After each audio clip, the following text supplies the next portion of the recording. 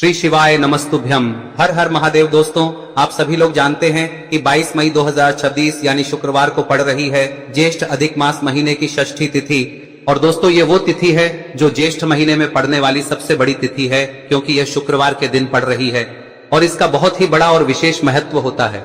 पूज्य गुरुजी ने कहा है, अगर कभी भी मौका लग जाए और ज्येष्ठ महीने की षष्ठी तिथि शुक्रवार को पड़ जाए तो आप लोगों को 1 दीपक और 11 चावल के दाने वाला उपाय तो अवश्य ही करना चाहिए, और इन दोनों का संयोग बहुत ही कम आता है।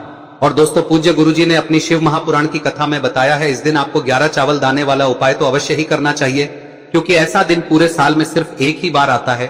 और दोस्तों, आप सभी लोग जानते हो कि शुक्रवार का अगर सबसे बड़ा कोई उपाय है तो वो 11 चावल के दाने वाला उपाय है। तो दोस्तों, इस शुक्रवार के दिन आप लोगों को इस 11 चावल दाने वाले उपाय को जरूर करना है।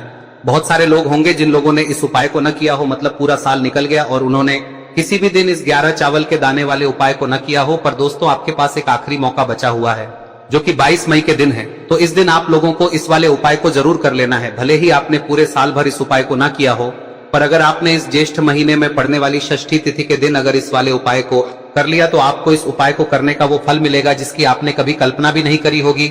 इसीलिए आप लोग इस वाले उपाय को एक बार जरूर कर लेना, ताकि आप लोगों के हाथ से यह मौका ना जा सके और आपको इस उपाय को करने का फल मिल सके। दोस्तों, यह उपाय पंडित जी ने अपनी अभी की ही शिव महापुराण की कथा में बताया है, जिस उपाय को आज हम आपको बहुत अच्छे से समझाने वाले हैं। इस वीडियो को देखने के बाद इस उपाय को समझने के लिए आपको कोई और वीडियो को देखने की जरूरत नहीं पड़ेगी। तो चलिए दोस्तों, उपाय को शुरू करते हैं। देखिए, यह इस ज्येष्ठ महीने के शुक्रवार के दिन यह इतना खास होता है, इतना महत्वपूर्ण होता है। देखा गया है कभी कभी बड़े बड़े पूजा पाठ अनुष्ठान से जो मनोकामना पूर्ण नहीं होते, वो इस ज्येष्ठ महीने के षष्ठी के दिन एक छोटे से उपाय करने से ही आपकी मनोकामना पूर्ण हो जाती है।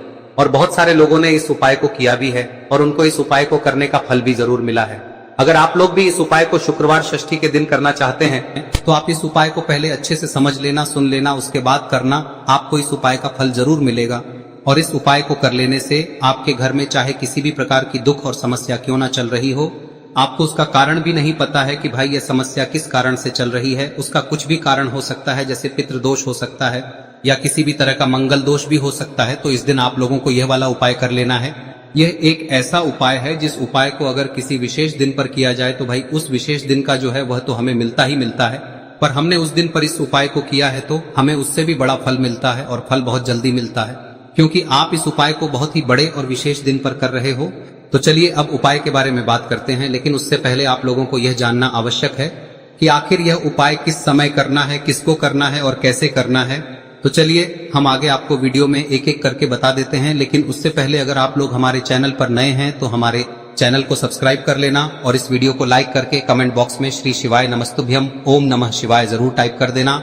और अपने फायदे के लिए, गरीबी दूर करने के लिए इस वीडियो को पूरा देखकर जाना, तभी आपको लाभ की प्राप्ति होगी।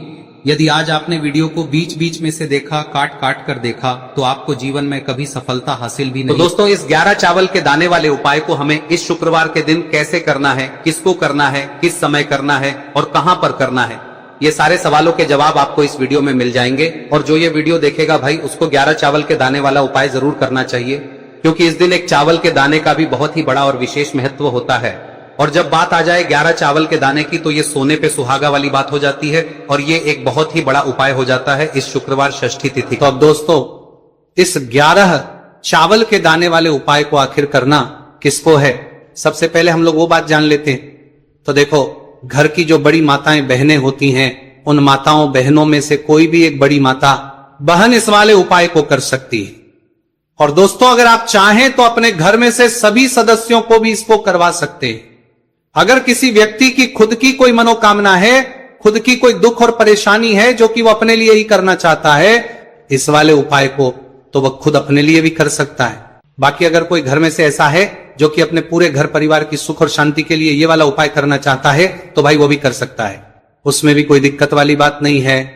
कहने का मतलब यह है कि इस उपाय को हर के सदस्य भी कर सकता है और पूरे घर परिवार के सदस्य के लिए घर की बड़ी माताओं बहनों में से कोई एक माता बहन भी कर सकती है। माताएं बहनें अगर घर में उपस्थित ना हो या वो ये वाला उपाय ना कर पा रही हो, तो फिर घर का कोई बड़ा सदस्य भी इस 11 चावल के दाने वाले उपाय को कर सकता है, चाहे फिर वो पुरुष ही क्यों ना हो, उसमें कोई भी दिक्कत वाली बात नहीं है।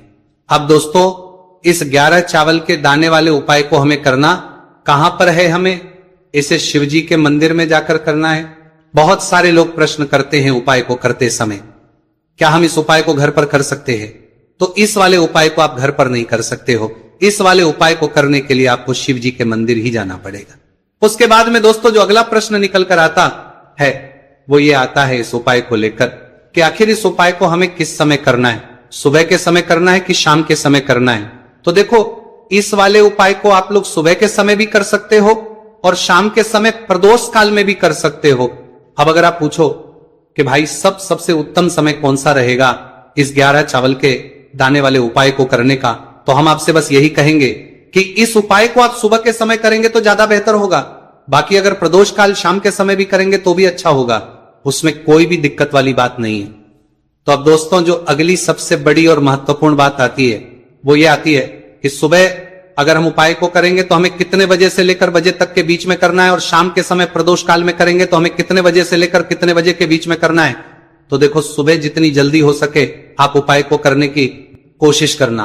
बाकी अगर किसी कारणवश लेट भी हो जाओ, थोड़ी देर भी हो जाए, तो 10 या 11 बजे तक भी आप उपाय कर लेना, पर 12 बजे से ज्यादा देरी ना हो, ठीक है? इस बात का ध्यान रखना। उसके बाद में दोस्तों अगर शाम के समय प्रदोष काल की बात करें, दोष काल का जो समय है होता है वो शाम के 6 बजे से शुरू हो जाता है।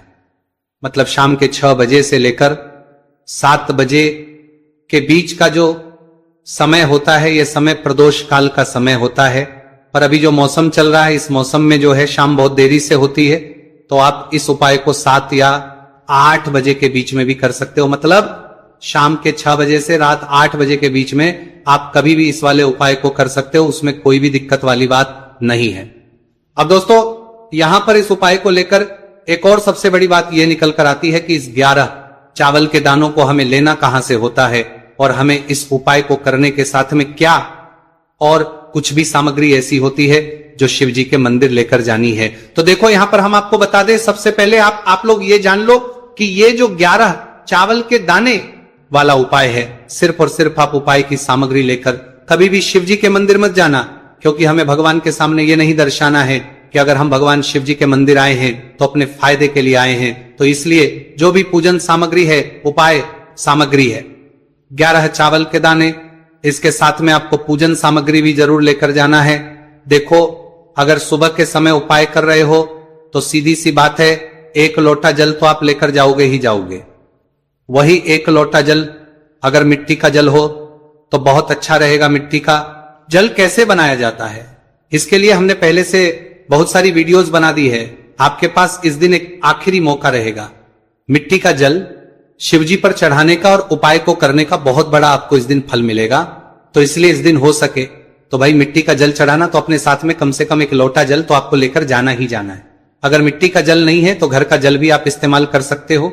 इसके अलावा जो भी पूजन सामग्री है, देखो 11 चावल के दाने ये अलग आपके रहेंगे और जो आपकी पूजन सामग्री रहेगी वो अलग रहेगी। पूजन सामग्री में आप जो भी चीज लेकर जाना चाहे वो लेकर जा सकते हैं, उसमें कोई भी दिक्कत वाली बात नहीं है। वही अगर हम बात करें शाम के समय की, तो शाम के समय शिवजी पर जल नहीं चढ़ता है, इसीलिए शाम के समय आप लोग एक दीपक तैयार कर ले जो कि गोलबत्ती का, आटे का, शुद्ध देसी गाय का घी का होगा है। इस बात का आप लोगों को ध्यान रखना है और इस दीपक को आपको घर से जलाकर नहीं लेकर जाना है, भगवान शिव जी के मंदिर में जाकर ही जलाना है। इस बात का भी आप लोगों को ध्यान रखना है।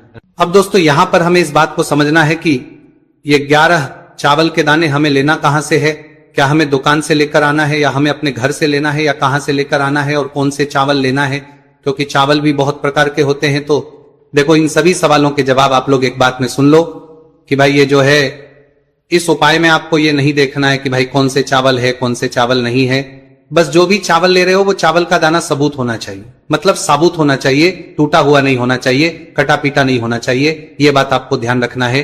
बाकी आपका चावल बासमती हो या सादा चावल हो या कोई सा भी चावल हो, उसमें कोई भी दिक्कत वाली बात नहीं है।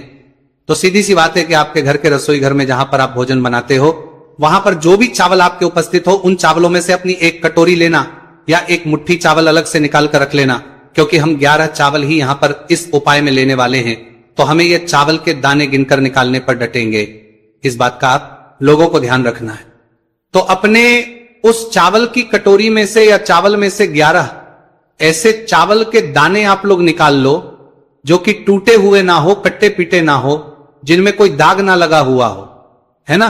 अच्छे साबुत चावल के दाने 11 दाने आप लोग निकाल कर रख लो और इन किसी भी एक कागज की पुड़िया में या किसी एक छोटी सी कटोरी में आप लोग रख लो, ताकि यह सुरक्षित रहे, आपके एक भी चावल का दाना इधर उधर ना हो और आपका उपाय भी पूरा अच्छे से हो जाए।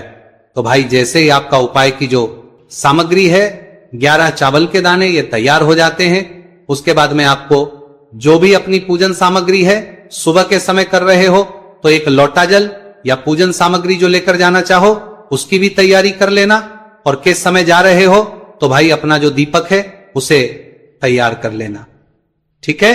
और उपाय को करते समय शुद्धता का विशेष रूप से ध्यान रखना, ठीक है। सुबह सुबह स्नान करने के बाद ही उपाय को करने की आप लोग तैयारी करना। उसके बाद अगर शाम के समय की बात करें तो शाम के समय आपको स्नान करने की जरूरत नहीं है, पर शुद्धता का ध्यान रखना है। आपको स्नान तो नहीं करेंगे, आप हाथ मुंह धोकर भी इस वाले उपाय को शाम के समय प्रदोष काल में कर सकते हैं, इसमें कोई की बात नहीं है। तो आप अपने उपाय की पूरी सामग्री तैयार करके आपके पास ही में जो आपका शिव मंदिर हो वहां पर पहुंच जाइए। सबसे पहले शिव मंदिर में जाकर आप लोगों को उपाय नहीं करना है, पहले भगवान के दर्शन करना है, भगवान से आशीर्वाद प्राप्त करना है, फिर शिव जी की शिवलिंग के पास में आना है। शिवलिंग के पास में आने के बाद आप जो पूजन सामग्री लेकर आए हुए हैं, जैसे कि सुबह गए हुए होंगे तो एक लोटा जल और जो भी पूजन लेकर आए हैं आप उनसे भगवान शिव जी की पूजन कीजिए। सबसे पहले तो एक लोटा जल ही चढ़ेगा, उसके बाद में आपकी पूजन सामग्री चढ़ेगी। उसके बाद में अगर दोस्तों शाम के समय अगर आप इस उपाय को कर रहे हो तो अपने साथ में कम से कम एक जो दीपक है गोलबाती का जो आप अपने साथ में लेकर गए हो, उस दीपक को मंदिर में जाकर अपनी माचिस से जलाना है और उस दीपक को शिवलिंग के पास में रखना है, ठीक है। इस दीपकों के बाद ही आप लोगों को अपना ये वाला उपाय शुरू करना है, और दीपक को ज्यादा पास में मत रखना, वैसे भी गर्मी पड़ रही है, भगवान शिव जी को आंच नहीं लगनी चाहिए, है ना। तो भाई जैसे ही आपकी पूजा अर्चना हो जाती है आप भगवान शिव जी को प्रसन्न कर लेते हैं। उसके बाद में शिवलिंग के पास ही में आप कहीं पर बैठ जाइए, सामने या आसपास जिस जगह पर आपको बैठना हो वहां पर बैठ जाइए और अपने वो 11 चावल के दाने अपने सामने निकाल कर रख लीजिए, क्योंकि अब यहां पर करने की आपको तैयारी करना है। और इस तरीके से जब आप उपाय करेंगे पूजन सामग्री करने के बाद, पूजन अर्चना करने के बाद, तो आपको उपाय का फल बहुत जल्दी और बहुत बढ़ा होकर मिलेगा। तो अपने 11 चावल के दाने अपने सामने निकाल कर रख लेना, और ये जो उपाय है ये आपकी सीधे हाथ की हथेली से होगा, इसलिए इस बात का भी विशेष रूप से ध्यान रखना है। तो सीधे हाथ की हथेली का प्रयोग करके ही आप लोग अपना इस वाले उपाय को करना।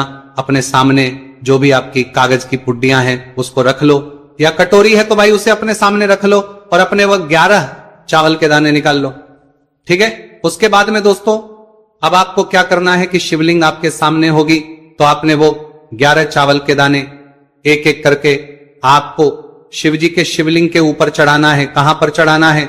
शिवलिंग के ऊपर चढ़ाना है, और कहीं पर भी नहीं चढ़ाना है, आपको अपने हथेली से शिवलिंग के ऊपर चढ़ना है। भले ही फिर वो अपने आप जलाधारी पर गिर जाए या मतलब वहीं पर गिर जाए, उसमें कोई दिक्कत वाली बात नहीं है, पर आप चढ़ाओ शिवलिंग के ऊपर ही। तो आपको क्या करना है, अपना पहला चावल उठाना है, श्री शिवाय नमस्तुभयम बोलना है और शिवलिंग पर चढ़ा देना है। इसी तरीके से दूसरा चावल का दाना उठा है, शिवलिंग पर चढ़ाना है और मंत्र बोल देना है, और फिर तीसरा चावल का दाना उठाना है, श्री शिवाय नमस्तुभयम बोलना है और चढ़ा देना है। इसी प्रकार से आपको पूरे 11 चावल के दाने एक एक करके शिवजी के शिवलिंग के ऊपर चढ़ाना है और भगवान से प्रार्थना करते जाना है। मतलब प्रार्थना तो आपको आखिरी में करना है, पर हर एक के दाने को चढ़ाते समय श्री शिवाय नमस्तु भयम जरूर बोलना है। उसके बाद ही में ये चावल का दाना शिवलिंग के ऊपर आपको चढ़ाना है। जैसे ही आपके